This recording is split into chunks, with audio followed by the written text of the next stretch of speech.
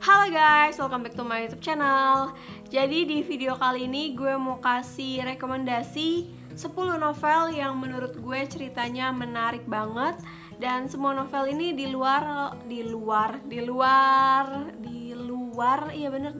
novel religi ya. Jadi gue ada niat untuk bikin yang khusus religinya, tapi nanti, nggak sekarang. Sekarang yang ini dulu, ada 10, ada yang Wattpad, ada juga yang bukan Wattpad. Novel pertama ada Kilogram karya Mega Sofani. Gue beli novel ini udah lumayan lama, waktu itu belinya di gramedia.com. Gue bakal bacain dulu sinopsisnya. Kata orang, Aruna itu sebenarnya cantik, tapi gendut. Iya, Aruna tahu dia gemuk. Ia pun kenyang dan tidak mempan lagi diejek.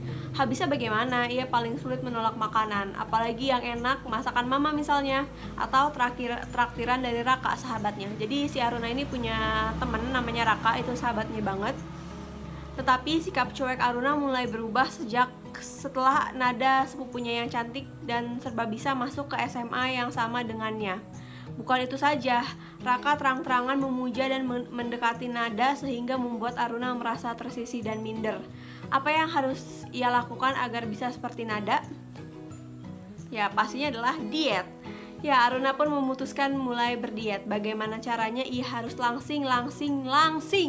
Ia tidak akan kalah dengan cewek-cewek lain di sekolah dan akan mendapatkan kembali perhatian Raka. Diet dimulai dari sekarang. Ini ada pembatasnya. Gue juga pernah review novelnya di Instagram. Kalau kalian penasaran ya baca aja review gue di Instagram. Dan jelas gue rekomendasiin novel ini. By the way, novel ini juga masuk ke dalam buku terbaik yang gue baca di tahun 2019 atau 2018 gitu, gue lupa. Oke, yang kedua ada Our Hope karya Inesia Pratiwi. Jika aku berhenti memperjuangkanmu, bukan berarti aku berhenti mencintaimu. Aku hanya ingin berhenti menyakiti hatiku. Dalam banget gak sih ini? Kalau kalian dengar di sini hujan rintik-rintik. Ini kata-katanya dalam banget, ya ampun. Jomblo bisa apa? Diem aja. Gue bakal bacain dulu sinopsisnya. Kisah tentang dua kakak beradik yang lingkaran cintanya selalu berpusat pada laki-laki yang sama. Untung aja gue gak punya kakak perempuan atau adik perempuan. Mereka saling melepaskan, mengorbankan, dan merelakan, tentang cinta yang tak terbalas, rumah tangga yang semu, dan hati yang semakin rapuh.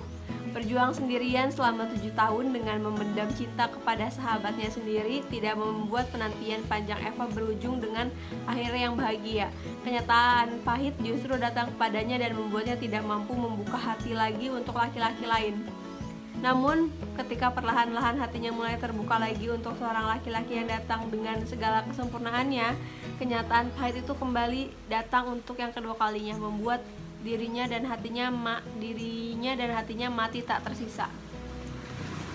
Jadi gue baca novel itu udah lumayan lama sih, kayaknya pas SMP deh. Jadi agak sedikit lupa sama ceritanya, tapi gue inget banget kalau novel itu bagus, makanya gue bakal rekomendasiin buat kalian. Gue pernah review juga di Instagram, kalian bisa baca reviewnya.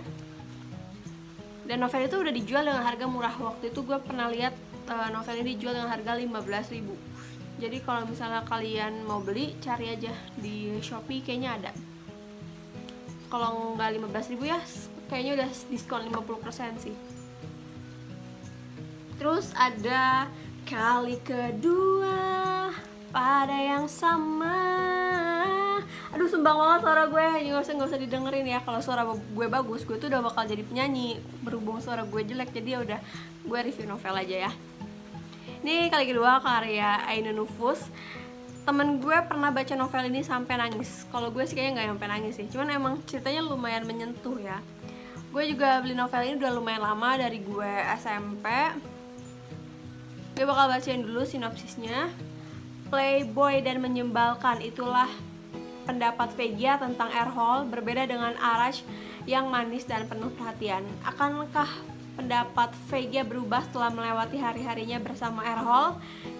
Errol, si gunung es yang memiliki pesona kuat untuk meluluhkan hati siapa saja ya, dengan caranya sendiri. Jadi Errol sama Arash sih bacanya Arash ya. Errol sama Arash itu kembar, dan Vegia itu tadinya nikah sama Arash. Terus nggak mau spoiler deh, pokoknya kalian harus baca novel ini bagus banget ceritanya. Yang keempat ada Pelik karya Arini Landari. Jadi novel ini tuh pernah gue review di Instagram, pastinya ada.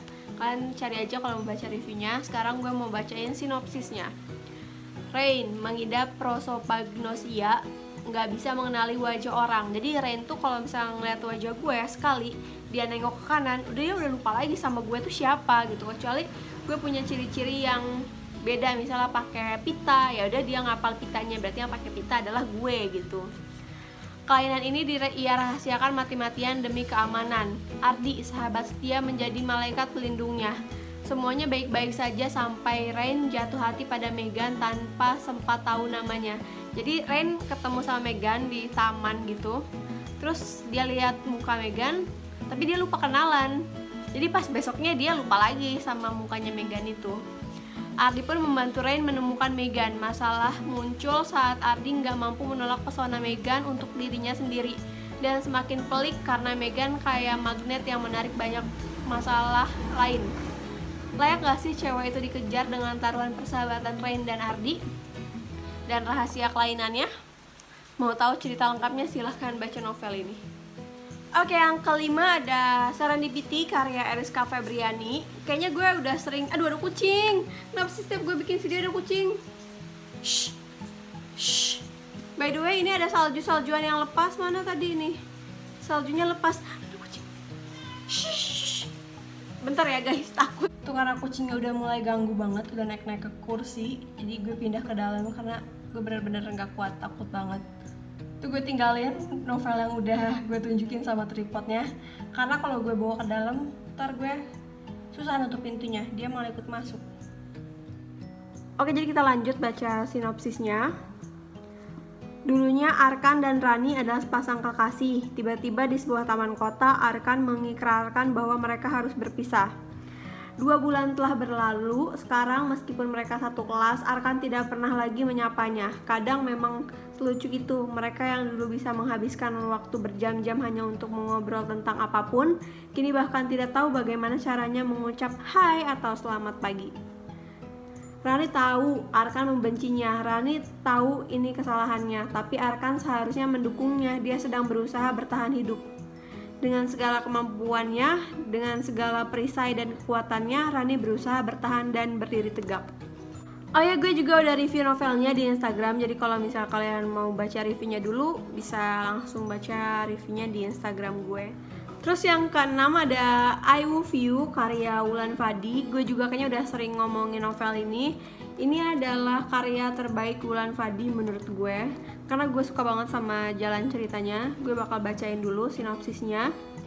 Iris, Ira, Ari, dan Alden. Kalian akan berkenalan dengan Iris, perempuan yang hidup dengan menari, bernapas, seraya menutup diri dari dunia, dan tidak pernah mengerti arti kasih sayang yang sebenarnya.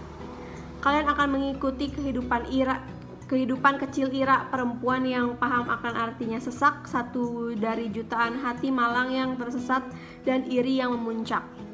Kalian akan mengerti Ari, laki-laki yang berusaha berubah menjadi lebih baik, menahan candu dengan permen Yupi dan terjebak zona pertemanan. Kalian akan jatuh hati pada Alden, laki-laki yang berhadap pada 0,1%, berjuang mengalahkan penyakitnya dan tahu sakitnya bertepuk sebelah tangan. Kalian akan mungkin atau mungkin tidak jatuh cinta pada cerita ini. Gue jatuh cinta sama cerita ini. Gue juga udah pernah review di Instagram, jadi kalian bisa baca reviewnya di sana. Dan yaps, ini novelnya I Love You karya Wulan Fadi. Yang ketujuh ada Putih, Girl in the Dark. By the way, maaf ya, ini holdernya ganggu, di sebelah juga ada motor nih.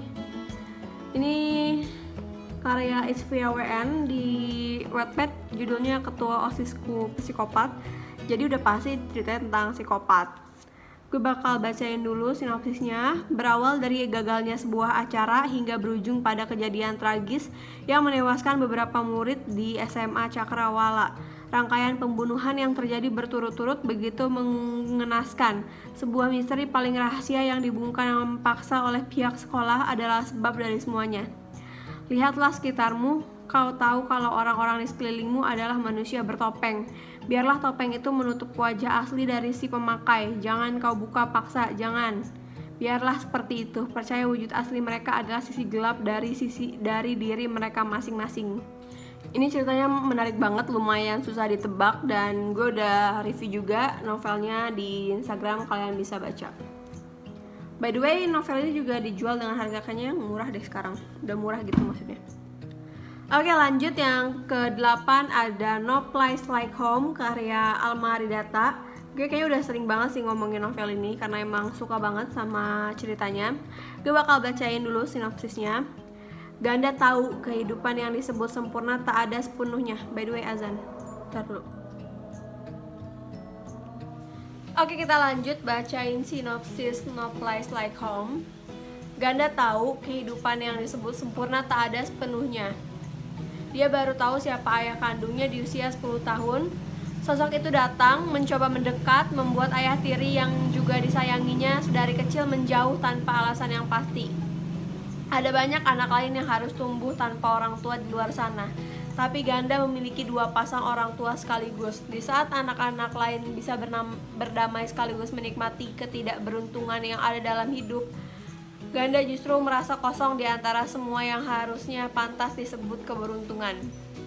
Keinginan Ganda sederhana. Dia mencoba mengisi hal-hal yang hampa itu dengan mencari tempat berteduh yang memang tersedia untuknya, yang kelak bisa ia sebut rumah, meskipun dia sendiri tidak sepenuhnya yakin. Jadi cerita novel itu nggak kayak novel remaja kebanyakan yang cinta-cintaan gimana gitu. Kalau cinta-cintaan tetap ada, tapi lebih ke kekeluargaan, dan gue suka banget sama novelnya. Kalian bisa baca reviewnya juga di Instagram gue. Novel yang ke-9 ada Psychopath Logic karya Cliff Zia. Ini juga udah gue review di YouTube gue, bisa kalian baca, bisa kalian tonton. Jadi itu isinya tentang apa ya? Kayak beberapa cerita gitu, cerita pendek. Ada beberapa tokohnya, ada Theo, Bella, Peter, Ted, Tanaka, dan juga ada Rosie. Syukurlah ternyata aku berhasil menyimpan mayat mereka tanpa diketahui. Serem ya. Logika seorang psikopat sangatlah berbeda dengan manusia normal, dan ini merupakan kisah mereka yang akan membuatmu lebih waspada dengan para psikopat di sekitarmu. Hati-hati, di sana ada psikopat. Gue akan bacain yang ada di dalam deh. Nah.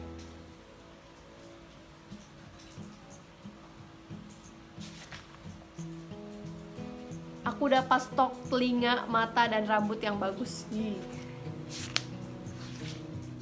Oke, novel terakhir adalah 31st Day of Love karya Yolanda Ivanka. Nih, kalian bisa lihat covernya itu udah mengenaskan kondisinya.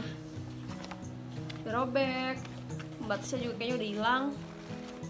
Ya udah nggak ada pembatasnya.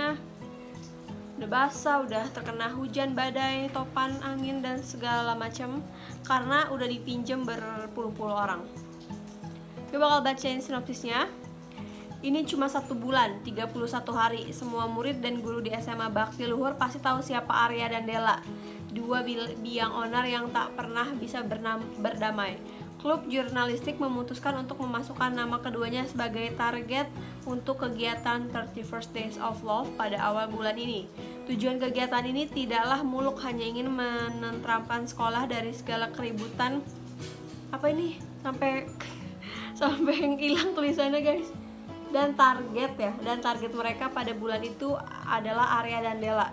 Jangan terlalu mendalami peran, jangan terlalu penasaran. 31 hari Arya dan Della akan menjadi pasangan, menjalani event bersama, dan salah satu dari mereka terlalu mendalami perannya. Salah satu dari mereka ingin semua ini benar-benar selamanya, tapi salah satu dari mereka juga terlalu banyak menyimpan rahasia yang bisa saja menghancurkan hubungan mereka.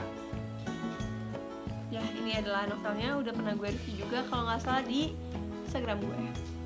Oke, jadi ini adalah 10 novel yang gue rekomendasiin, dan gue juga bakal kasih rekomendasi beberapa toko buku online yang masih jual novel ini.